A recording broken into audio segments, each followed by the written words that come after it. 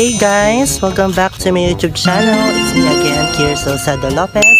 And for today's video, excited na po ako na ipakita sa inyo ang fruit of my labor.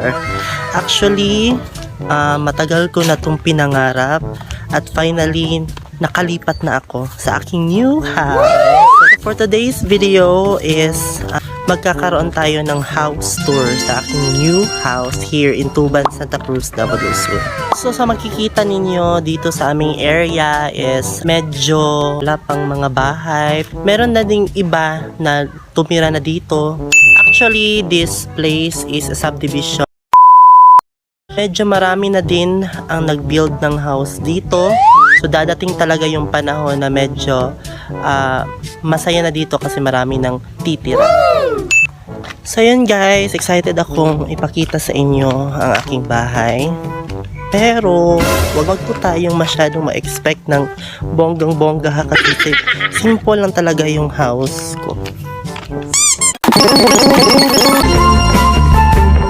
So ayan guys, sa makikita nyo, yung gray na roof, yan yung bahay ko. So thank you Lord kasi medyo natapos-tapos na siya. Hindi pa talaga totally tapos.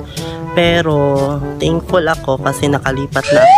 Bakit ako naka-decide na dito mag-build ng house? Kasi malapit lang ito sa pinatrabahuan ko. So ayan, welcome to my house. Magkakaroon tayo ng house tour for today's video. Let's go! Ayan, ito yung front yard ko. Merong mga plants ni mother. Thank you so much, ma. Okay, so pasok na tayo.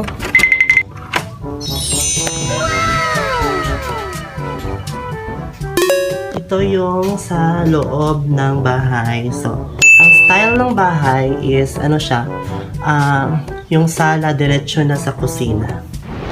Ayan, ito yung kusina. Tsaka nandito yung dining area. Thank you so much pala kay Ma'am Leia Tambuboy sa pagbigay ng table na ito. Thank you so much, Manang. At yan naman yung sala. Okay. Yung TV ko is matagal ko na yung nabili. Thank God it's still functional. Okay. So, yan naman. Dito naman yung dalawang kwarto. Okay, yung dalawang kwarto na ang CR. So, una natin pasukin yung room ko. Ito yung room ko. Ayan, yan yung room ko. So makikita ninyo, yan pa lang yung bed ko. Nasa floor. Wala pa rin akong aircon. Kasi you know na struggle pa. Ceiling fan muna yung gamit ko. Okay. Maliit lang yung kwarto ko. Yung size yata niya is 8 by 10. So, sa second kwarto naman, okay, yung second kwarto ko, tapos na din siya, meron siyang, ceiling, pero, ginawa ko muna siyang storage room. Ito yung mga gamit ko, like printer, yung mga boxes. Ito naman yung CR, so nakalagay, think, do, be positive. So, ito yung CR ko. Okay, meron siyang, of course, naka-flash na bowl. Remote na shower. Meron din akong lavatory. Tsaka dito, sampayan ng mga damit.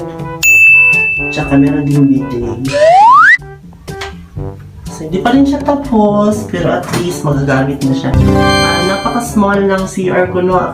I think it's 4x4 lang yung size, pero okay na din. Medyo hindi lang tayo makapag-project ng maayos. LOL! So ayan, dito sa sala at saka sa kusina wala pang ceiling. Pero hindi naman masyadong mainit kasi sa roof ko nilagyan ko siya insulator para hindi masyadong mainit. At saka thank you so much kay Ma'am Lynn May sa pagbigay ng ceiling fan dito sa sala. Malaki siyang na ceiling fan. At least yung mga bisita ko, hindi sila maiinitan. So,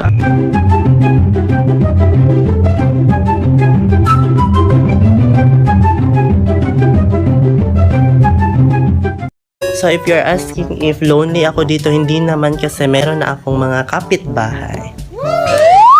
So ayan, tapos na tayo sa pag-house tour at saka let me take this opportunity na din na magpasalamat sa lahat ng mga tumulong sa akin throughout this journey sa pag-build ng bahay.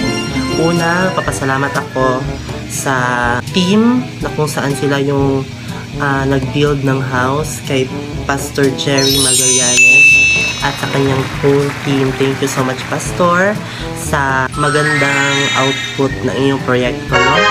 Tapos, thank you din kay Ma'am Jemima Magallanes at saka sa kanyang husband na si Sir Mark Magallanes sa pagtulong sa akin noong July 5 na makapaglipat ng mga gamit dito. At saka, thank you din once again kay Ma'am Leia Tambuboy sa pagbigay ng dining set kasi bumili siya ng new. Thank you so much po sa whole family ko sa pag-prepare na mapaganda yung area, especially kay Mama at saka kay Papa. Thank you so much, Maanpa.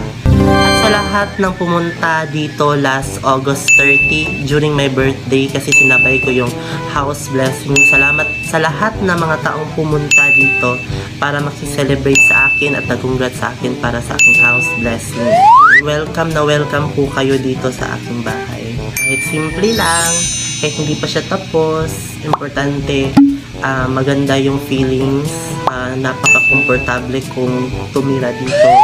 Also, malaking tulong siya sa akin, lalo na malapit lang yung pinagtatrabahuan ko na school. So kung uwi ako, hindi na medyo struggle sa pag-uwi, maglalakad na lang ako kasi yung school namin is walking distance lang patungo dito sa bahay. Sa mga watchers dyan na nagpaplano na magkaroon ng bahay, laban lang po tayo kasi kagaya ko, hindi ko talaga inasahan na magkakaroon ako ng sarili kong bahay.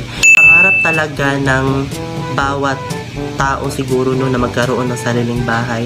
Nakamit ko yung pangarap na yun, sana makamit nyo rin. Once again, thank you so much sa lahat ng mga taong tumulong sa akin throughout this journey at salamat din sa aking mga watchers. Don't forget to like, share, and subscribe. At sana din dahil sa pag-YouTube, magkakaroon na ako ng extra income for me to para na din ma-continue tong bahay. At of course, it will be possible ipatuloy kayong susuporta sa akin. Once again, this is Kirsa Seda Lopez. Thank you so much for watching. Bye!